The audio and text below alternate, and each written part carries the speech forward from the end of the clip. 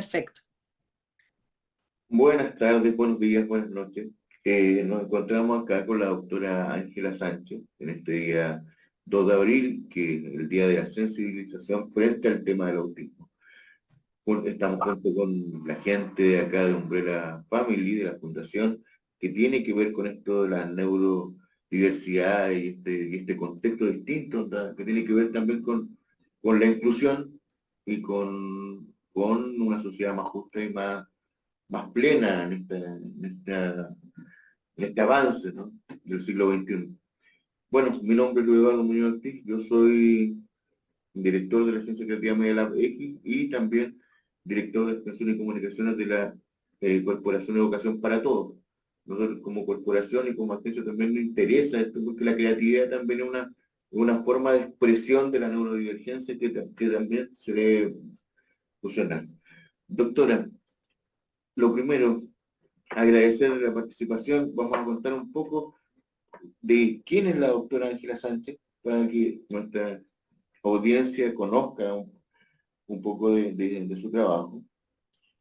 Y vamos a partir diciendo lo siguiente de la doctora Sánchez. Tenemos acá esto, máster en neuropsicología clínica, especialista en evaluación neuropsicológica, especialista en autismo y trastornos del comportamiento, directora científica clínica, Neurorehabilitar Colombia, Estados Unidos, presidenta y fundadora de la Fundación Colombiana Ángeles de la Guarda, creadora del método integrativo, autora de la ENEA, Evaluación Neuropsicológica del Espectro Autista, autora de los libros Autismo, Una luz en el camino y Ahora, ¿qué debo hacer? Doctora, la primera pregunta para esclarecer algunas cosas acá a nuestra audiencia. ¿Cuál es la diferencia? ¿Qué es el autismo propiamente tal? ¿Cuál es la diferencia entre autismo y Asperger? ¿Y qué es lo que se conoce como el espectro autista? ¿Dónde nace uno? ¿Dónde se mezclan? ¿Qué es, en definitiva? Ok, bueno, muy bien. Empezamos. Prepárate. Bueno, primero, muchas gracias por la invitación.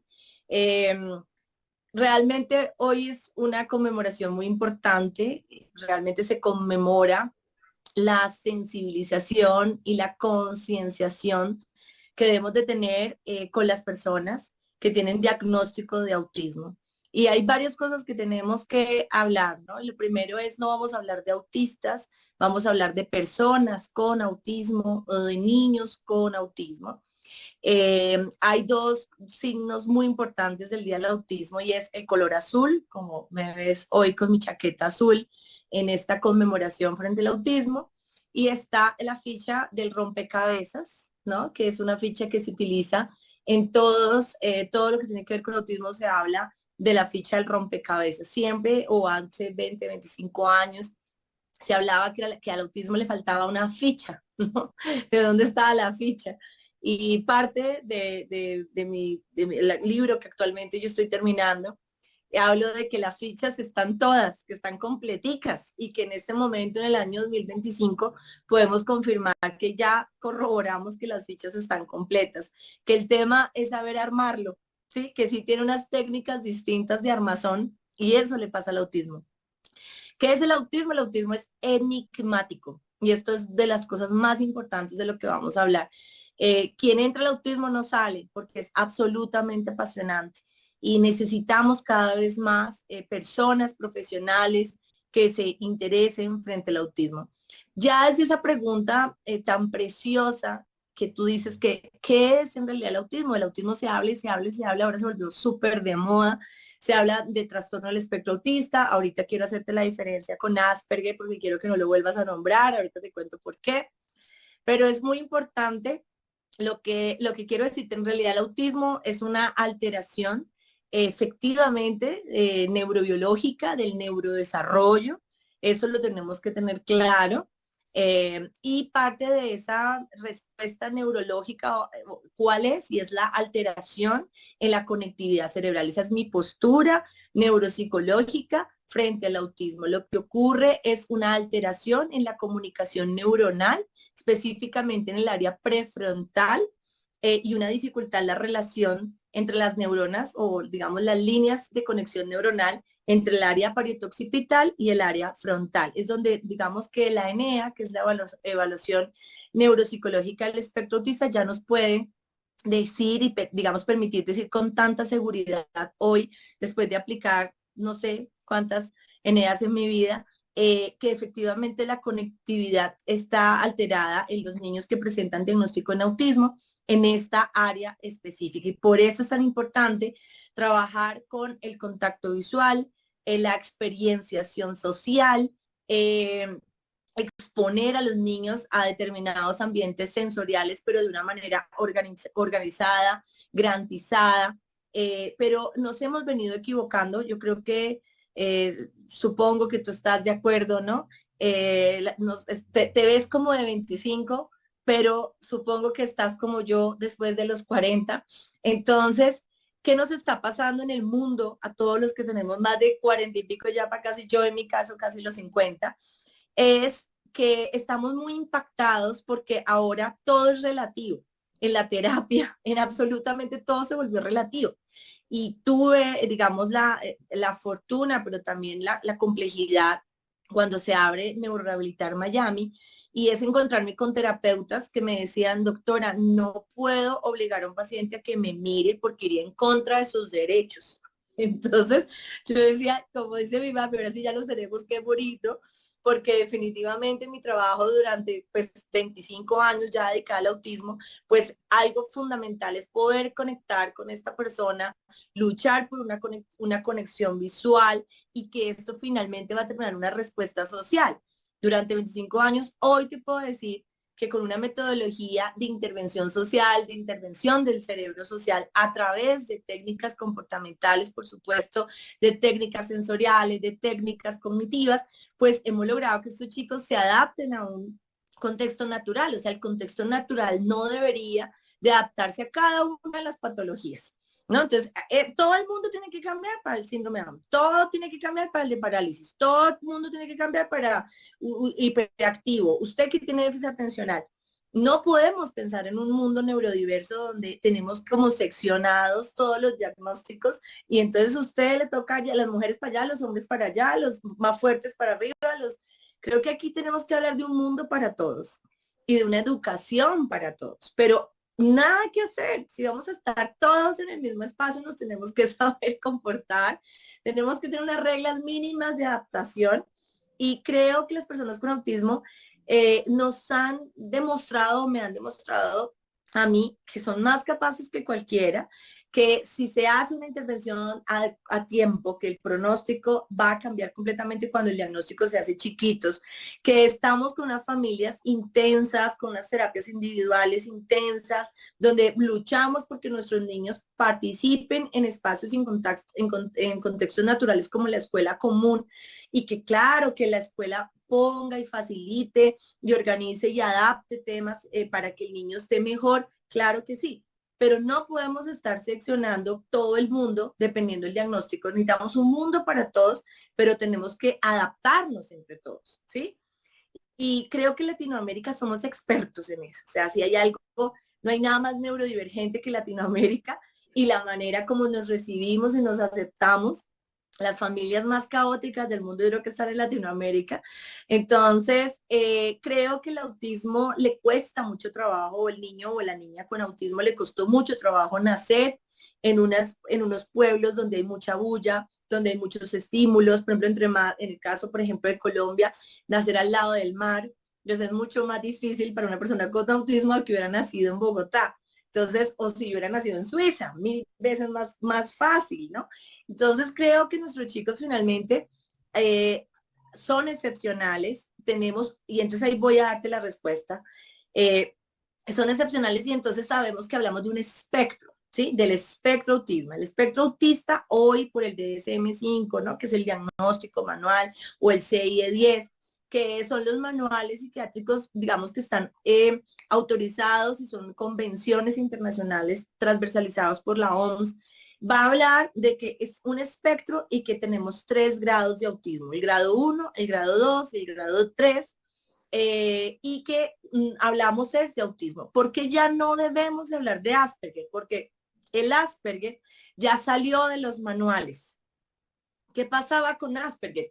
Asperger y Kanner, que fueron las 2 primeras personas en describir y en estudiar el autismo, uno en 1943, Kanner, y Hans Asperger en 1944, en unas zonas similares, además de Europa, empezaron a hablar, uno de 11 casos y el otro de un grupo de niños, pero lamentablemente el estudio que hizo Hans Asperger lo hizo, al parecer, en uno de los campos de concentración, y todo este estudio ha costado mucho dolor y mucho trabajo para las personas que están dentro del campo del autismo, y realmente no tenía mucho sentido hablar de autismo caneriano o de autismo aspergeriano, que era como antiguamente en un momento se intentó hablar. Entonces, hoy lo correcto, ¿sí? Lo neuropsicológicamente correcto y el diagnóstico correcto es trastorno del espectro autista, grado 1, grado 2 o grado 3. ¿Sí? Entendiendo que los chicos que tenían características aspergerianas son los que estaríamos llamando autismo de grado 1. Perfecto. Y esas categorías del espectro autista, ¿podríamos profundizar un poco en las 3 categorías? Como, Claro que sí. Entonces, a nivel del grado, lo vamos a empezar, digamos, cuando nosotros aplicamos en una prueba muy sencillita, muy internacionalmente aceptada, que se llama el CARS. El CARS es una prueba que no debe aplicar, es muy importante, no se debe aplicar sola, ¿sí? El CARS debería de acompañar un protocolo de valoración que idealmente se inicia con un protocolo, con una prueba que se llama ADR, que se le aplica a los padres. Luego se aplica el A22, que para poder ser aplicado el A22, la persona que lo aplica tiene que ser certificado en aplicación del A22, no lo puede aplicar, digamos, cualquier persona, ni cualquier profesional. Entonces se aplica, porque es muy complejo, o sea, se aplica y te va a decir si tiene autismo. Digamos que eso es un tema, pues no, es una responsabilidad muy grande, ¿no? Entonces, el A22 te va a decir, ¿tiene autismo o no tiene autismo? Así de simple. Y el CARS te va a decir si tiene grado 1, si tiene grado 2 o si tiene grado 3. Y la ENEA, ya les expliqué, que es la que nos va a mostrar el nivel de conectividad o desconectividad o alteración en la conectividad dependiendo de las áreas cerebrales. Entonces, el CARS nos va a decir qué grado es. ¿Qué pasa cuando el CARS nos dice que tiene grado 1, grado 2, grado 3? ¿Qué es en realidad clínicamente lo que observamos? Lo que vamos a observar en el grado 3 son chicos o chicas, en especial chicos. Es que es un tema que no quería dejar de pasarlo hoy, pero casualmente estaba aquí en mi software, ¿no? Abriendo una evaluación que estaba y me impactó mucho, y hoy tengo varias entrevistas y dije, es algo que yo quiero nombrar, y de todos los pacientes que yo he observado, estamos hablando, incluso me encantaría que vieran, el 73.2% son niños masculinos, son de género masculino, y el 26.8% femenino. O sea que sí creo que hay un tema, de todas maneras, de una base genética que no podemos dejar de base, de hablarlo, ¿sí? Que hoy casualmente estoy hablando de esta población que es mía, que es muy personal, pero que me llamó pues muchísimo la atención, ¿no? Entonces, retomando un poco lo que estamos hablando, cuando hablamos del grado 3, normalmente nos van a llegar niños, menos niñas, de hecho, casualmente lo que estoy hablando desde lo clínico, por favor, no quiero que me ataque nadie, estoy hablando desde mi experiencia personal y profesional, y nos llegan unos chicos con unas características en especial de crisis comportamentales severas. Autolaceraciones, heteroagresiones también, una desregulación sensorial muy, muy fuerte, que se caracterizan por movimientos estereotipados macro, o sea, que se vean, caminado en puntas de pies, ir de un lado para otro sin sentido, balanceos en rotting o en rolling. Muchos de la mayoría de niños con grado 3 no presenta una verbalización o un lenguaje funcional. Entonces, estos son los chicos que nosotros llamaríamos grado 3, que son los que tienen mayor reto o mayor dificultad para este proceso de educación de la que estamos hablando. Pero eso no quiere decir que no tengan esperanza y que no tengan todas las posibilidades del mundo para salir adelante. Claro que sí, y con una buena intervención cognitiva, conductual, por supuesto, que vamos a lograr que este chico se adapte y además florezcan cosas interesantes. Uno de mis mayores, siempre digo, yo tengo dos trofeos en mi vida, que ambos se llaman Daniel, y casualmente Daniel, uno de los Danieles, un morenazo precioso, me llegó en 9 años y cuando le diagnosticamos con grado 3, él me rompió parte de mi escritorio, de las ventanas, de las paredes, y hoy es un chico que logró no solo graduarse de 11 grado, logró poder estudió una técnica, eres baterista profesional, y era un chico que cuando tenía 9 años fue diagnosticado con grado 3. Sí, que incluso en un colegio de educación especial hizo que la educadora saliera corriendo por todo el colegio asustada y él lo único que quería era darle un beso, pero ella no le entendió. Sí, pero es muy grande, entonces la asustó por esa razón. El otro, Daniel, pues me rompía vidrios y hoy trabaja con, ¿cómo se llama? La utilización de vidriecitos para armar mosaicos, pero no me acuerdo el nombre. Mosaico. Vitrales, Vitrales. para hacer vitrales, imagínate, y él rompía todos los vidrios que, ¿no? Entonces el grado 3, o sea que esperanzas todas las que quieran. Grado 2 es un niño que tiene también características de desregulación, también tiene la sintomatología de autoestimulación, pero de alguna manera pues sentimos que tiene unas posibilidades, sobre todo en primer momento, pues mayores para tener un proceso de adaptabilidad. Y el grado 1 son los chicos, suele tener un coeficiente normal o incluso más alto de lo normal y suelen tener una alteración más es en la interacción social y en la dificultad de la comprensión de las normas sociales, pero son chicos, de hecho, son muy inflexibles cognitivos, se caracterizan porque a veces parecen muy odiosos o parecen muy, la palabra es como muy directos, ¿no? O sea, si te ve despeinado, te dice, ¿por qué estás tan despeinado el día de hoy, no? Y tú llevas 3 horas peinándote, o esa nariz tan grande si cabe en la casa tuya, o sea, como ese tipo de comentarios que te agarran con tu propia inseguridad, ¿sí? Y que entonces vas a sentir que te molestan. El grado 1, y en eso quiero hacer énfasis basado en el tema de Asperger, antiguamente el grado 1, nosotros lo dividíamos en los de tipo Asperger, porque para mí los de Asperger eran chicos de verdad excepcionales a nivel intelectual y que eran personas, pero pues digamos que el grado 1 ya entra en estos como te digo, de nivel intelectual normal o grado alto más de lo normal y suelen ser, como te digo, imprudentes, era lo que quería decir. Entonces son chicos muy imprudentes y también muy inocentes. Entonces son personas que pueden conseguir un trabajo, que pueden llegar a cosas muy interesantes.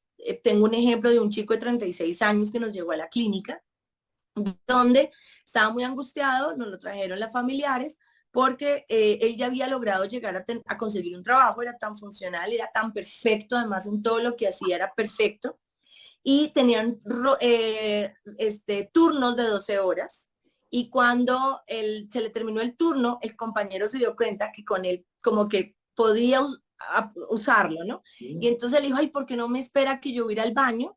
Y yo ya vengo, ¿no? Al muchacho lo tuvieron que sacar con oxígeno de ahí, porque él duró 48 horas seguidas sin ir al baño, o sea, eso fue sin comer. Entonces, porque él dijo, yo estoy esperando que él ya viene, ¿no? Le dio una instrucción y él siguió la instrucción, entonces a veces muy inocentes, como otros que, digamos, el autofuncionamiento, pues de que no, y que logran entender, esta persona, al contrario, más bien paranoicos. Tengo algunos donde están todo el tiempo, se sienten que todas las personas lo están afectando. Entonces es un espectro, ¿sí? Es un espectro. ¿Qué hace que uno diagnostique autismo? La alteración social, la alteración en su forma de comunicarse, la alteración en su comunicación, la alteración sensorial, ¿sí? Es como los aspectos que nosotros siempre vamos a ver presentes y con esto podemos diagnosticar autismo. Qué interesante lo que plantea, doctora, pero me gustaría indagar un poco más en la relación que existe hoy con Chile y como las entidades como Umbrella Family y otras más, como la misma Corporación de Educación para Todos, podamos tomar estos elementos y trabajar de manera colaborativa para enfrentar este tema, para socializar, para difundir, para como efectivamente dar una educación mucho más inclusiva para todos y desde todos también. Claro. Bueno, mira, nosotros tenemos, y en este momento pues represento una institución muy linda que se llama Formando Formadores o Formación para Formadores, que realmente el objetivo que tiene precisamente es educar y transformar la vida de los profesionales con una mirada más inclusiva. Y encontramos pues una fundación maravillosa que es Umbrella Foundation, que Umbrella es precisamente es una sombrilla, ¿no? Que nos protege y que nos cuida y que busca que todos estemos adentro de ella, con su presidenta, Mari Carmen, que es una persona que yo conocí hace muchísimos años, más de 10 años en Coyhaique, en el sur de Chile, en un trabajo de sensibilización precisamente y de capacitación a profesionales en espacios rurales y en espacios donde no llega nada ni nadie. Y fue realmente muy emocionante. Desde ahí nos hicimos un compromiso, ¿cierto? De que íbamos a luchar y seguir luchando por la formación de los profesionales en Chile. Y bueno, ahí nació nuestra relación. Después me presenta digamos, como a su partner, que es José Luis, que también es una persona bastante humanizada frente al tema. Y en conjunto hemos creado una alianza interinstitucional e internacional donde nosotros nos encargamos de realizar, bueno, el año pasado ya hicimos un seminario, o hicieron un seminario muy grande de alto impacto en Santiago, donde pudimos trabajar incluso con instituciones, con ONGs, y obviamente pues con todo el sector en sí del verdadero impacto que es el autismo en primera persona, que son las mismas personas con autismo, como también los cuidadores y los familiares. Entonces se ha hecho y se ha hecho acercamientos importantes con las municipalidades, incluso con instituciones pues, de militares, o digamos que creo que hay muchos puntos. Finalmente a todos nos toca. Hoy el autismo es muy importante comprender que tenemos una prevalencia casi de 1 en 40 niños nacidos vivos. Entonces, estamos hablando que hay muchísimas personas con autismo hoy que pueden estar reconocidas, como puede que no estén reconocidas. Tenemos una tendencia de algunos chicos que nacieron en pandemia o que nosotros los llamamos niños pospandémicos. Estos niños tienen características autistas y que en algún momento, o sobre todo cuando son pequeños, tenemos que hacer una intervención con ellos para que se disminuya la ansiedad y empiecen a tener mejores resultados, y ahí se corrobora la diferenciación entre que en realidad era un niño pospandémico y no era un niño con autismo. Entonces hay mucho trabajo. La fundación, lo que digamos en la fundación, en esta alianza con Colombia, lo que buscó, lo que busca es poder tener, nosotros tenemos un equipo, la mayoría de personas PhD o Magister, que forman a profesionales en Chile en cualquier lugar y en cualquier zona, ¿sí? Entonces, si vamos hasta el último lugar, sea a través de Internet o si nosotros vamos hasta allá y formamos a las personas. Ese es nuestro gran trabajo y realmente tenemos una misión desde que salió la ley de autismo en Chile también, de alguna manera de protocolizar realmente la intervención en Chile, porque pues esto se ha prestado también para hacer cosas que en realidad no es lo necesario, y sí podemos estar perdiendo recursos valiosos, por ejemplo, en un buen proceso de evaluación, formando profesionales, y dos, en una buena intervención intensiva, integral e individual, que es lo que realmente necesitan las personas dentro del espectro, sobre todo los primeros años de su vida. En relación a todo lo que hemos estado conversando en esta entrevista, que no deja de ser interesante porque mucha gente no desconoce todo este universo, ¿no? ¿Cuáles serían las proyecciones a nivel global en relación al autismo? ¿Cómo se lee el autismo hoy en el siglo XXI, en el 2025, a diferencia de hace 5 o 10 años atrás? ¿Cómo ha sido el avance? ¿Cómo ha sido la evolución? Ay, me encanta. Me encanta y me cuestiona, ¿sí? Digamos que siempre nosotros decimos nuestras profesiones son maravillosas porque a medida que tengamos más años, se supone que tenemos más experiencia, pero obviamente viene lo actual y entonces lo actual te hace sentir o creer que tú ya estás mandado a recoger, ¿no? Entonces yo siempre utilizo una frase, de hecho, de un vallenato que dice, el primero fue primero, ¿no? Y entonces, de alguna manera, y yo siempre pienso en eso, y de alguna manera yo vine, y sobre todo en Colombia, pues y puse una bandera hace 20, pues hace 20 años, porque hace 25 estaba en México, pero hace 20 años puse una bandera y dije, cuando yo me senté a escribir el método, yo lo escribo diciendo, yo quiero crear un método que si existe toda la plata del mundo y se hace ese método, el niño con autismo sale adelante, ¿sí? Entonces, no desde la carencia, sino desde, pues, pucha, no sé dónde va a salir la plata, ¿sí? Pero si un niño necesita todas estas terapias y todo este proceso de evaluación, lo tiene que tener, ¿sí? Y de ahí nació el método. Eso se llama el método integrativo. Hoy estoy muy orgullosa porque hoy, 25 años después, pues el método es, de alguna manera, el que ha venido rigiendo un poco la intervención terapéutica, donde va relacionado con, tenemos que tener en cuenta a los cuidadores y a las familias.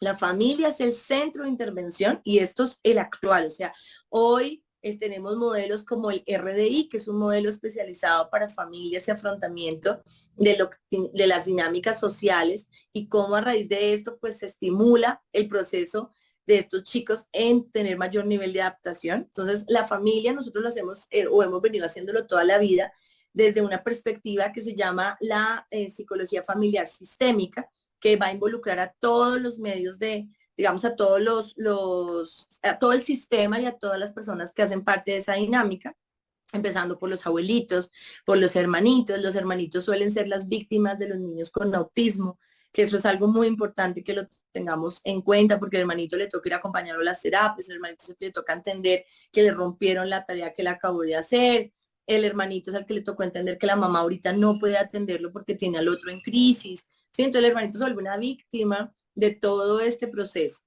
Al hermanito siempre le toca entender, ¿no? O sea, tú tienes que entender. Y esto duele mucho y luego, bueno, eso después lo vemos en el futuro con muchos temas de acompañamiento a hermanos de personas con autismo.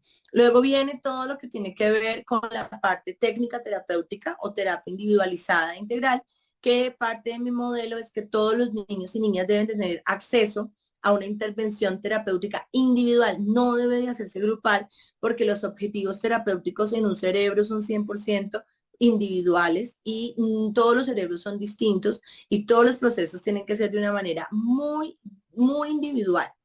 ¿Qué cuesta para el sistema? Claro, esto cuesta un montón, pero hay que buscar estrategias para poderlo conseguir y lo hemos logrado por tantos años, incluso que en Colombia las IPS o las EPS, que es el seguro, es el que ha venido pagando sus tratamientos, que a mí me sorprende muchísimo que en realidad somos de los pocos países en Latinoamérica donde el servicio de salud público es el que se encarga de 100% de una intervención terapéutica en el paciente. Es un servicio precioso, lo recogen en una camionetica especial en su casa, los traen a la clínica, en la clínica se hace la intervención individual, de ahí los llevan al colegio. A cada niño se le asigna, que ahí va en la parte de socialización, se incluye en un colegio regular y a cada niño se le asigna un acompañante terapéutico que se llama un psicólogo cognitivo-conductual o acompañante terapéutico de lunes a viernes de 8 horas diarias, haciendo modificación cognitiva conductual, ¿sí? Y luego, por último, la parte neurobioquímica nutricional. Son niños que asisten a su colegio regulares, pero que tienen una dieta fuera de gluten, caseína, café y chocolate, que les va a bajar la ansiedad. Y bueno, entonces, si esto es el 2025 a nivel técnico terapéutico, pero a nivel neuropsicológico, lo que se descubre es que sí hay una base genética, pero que parece que mucha gente la tenemos, o sea, es como, y pareciera que un estímulo ambiental fuera el que la dispara y eso termina en una alteración no neurológica funcional, o sea, no es que hay un área que se dañó, sino que termina en una alteración en la conectividad cerebral, como te lo explicaba al principio. Y hoy, el 2025, se habla de neurociencia en autismo relacionado con la conectividad cerebral y hay técnicas de intervención a nivel, por ejemplo, lo que más se está luchando es con técnicas de estimulación magnetocraneal para lograr crear esas conexiones en un espacio de laboratorio y también no es tan fácil. También lo que se busca es terapias a través de inteligencia artificial, que eso ha sido súper exitoso, y trabajar, digamos, con gafas de realidad virtual para hacer ensayos sociales, que eso nos ha servido muchísimo para algunos niños. Notable el desarrollo metodológico y la estrategia que ustedes ocupan en el hoy. Yo creo que esto da para más de una conversación y va a tener otros temas, ¿no? Por un tema específico y agradeciendo la voluntad y esta conexión. ¿Qué consejo nos daría a los chilenos en relación a la experiencia que ustedes han desarrollado? Yo tengo siempre una postura, de hecho la he hecho mucho en Chile y los muevo, y es: nadie va a hacer nada por nadie, ¿sí? O sea, yo pienso que acá nos toca hacerlo nosotros mismos, ¿sí? No podemos sentarnos a esperar que los políticos piensen en nosotros y entonces vayan a sacar un dinero para nosotros, ¿sí? Si ustedes han llegado a una ley de autismo es porque lo movió una cantidad de familias que lucharon para lograr la ley de autismo. De lo contrario, no hubiera podido aparecer, ¿sí? Entonces, creo que no solamente es que haya una ley, sino ahora con la ley, ¿qué vamos a hacer? Entonces, parte de lo que tenemos es que crear centros de intervención terapéutica integrales, individuales, que atraviesen el todo de un paciente, que no tengan que ir a Estados Unidos, a que va a llegar a Estados Unidos y ya lo van a atender, porque además eso no es tan real, ¿no? Yo ya lo viví, yo ya lo sentí, quedé impactada porque las cosas tampoco se están haciendo bien. Entonces, creo que tenemos mucho por hacer, tenemos algo en Chile. Primero, pues están los recursos, está la ley y están las ganas y la pasión de las familias y de muchos terapeutas. Ahora lo que tenemos que hacer es liderar procesos de construcciones de centros integrales que cuenten con los profesionales, con las certificaciones para poder, digamos, llegar a un buen fin. Siempre es una lucha. Yo tengo todo lo que te estoy diciendo, pero no ha habido un año en que yo no esté o todo el tiempo con las familias llorando porque les quitaron los servicios, porque ahora esto no, y entonces lucha, y entonces una tutela, y entonces un derecho de petición y una negación. Es una lucha, ¿sí? Pero a mí me pasa algo que te dejo como anécdota y que ese mensaje se lo dejo no solo a las familias, sino a los profesionales que nos puedan escuchar o ver el día de hoy, y es: cuando yo llegué a Colombia, yo quería emplearme porque tenía un bebé en mis brazos y no encontré ninguna empresa que me empleara, y entonces no tuve otra opción más que hacer mi propia empresa, ¿sí? Porque yo quería una empresa donde trabajaran con niños con autismo 1-1 y yo llegué y no encontré ninguno, entonces me tocó hacerla, ¿sí? A mi medida, lo que yo creía que era lo correcto, no me adapté, sino que fue: más chicas, es que eso no puede ser, yo no voy a entrar a ser profesora de 7 chinos con con autismo, porque eso no va a servir. Entonces creé en neurorehabilitar, ¿sí? Y luego me pasó en la maestría, en la especialización, que yo dije: pues voy a sacar un perfil neuropsicológico de las personas con autismo, tengo 500 niños, lo hacemos. Y yo, sorpresa, y es que no existía un instrumento para medir nada de las funciones reales cognitivas de una persona con autismo ni neuropsicológicas. ¿Qué me tocó hacer? Crear la ENEA, ¿sí? Que al principio me la patearon, me dijeron que eso no servía, me la criticaron hasta el alma. Hoy la ENEA es un instrumento que se está utilizando y que eso me hace sentir orgulloso. Entonces yo siento que el tema es no sentarnos a esperar ni que nos aplaudan, ni que nos pongan pañitos en el agua. Lo que podamos hacer nosotros en el espacio donde estemos, en la casa donde estemos, en el barrio donde estemos, y ahí ese granito de arena va a terminar haciendo una gran playa, como lo que hemos venido llevando a cabo. Muchas gracias por esta entrevista, ha sido un honor, ha sido un placer andar conversar todos estos temas y esperar una nueva oportunidad para encontrarnos y seguir avanzando en descubrir este espacio de la neurodivergencia y la neurociencia y la neurobiología y todo lo que ello conlleva. Muchas gracias. Gracias, profesor.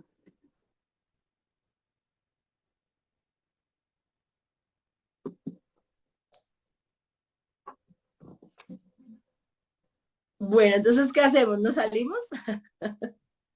Eh, Estoy terminando de guardar esto. Está en la grabación. Ahí está.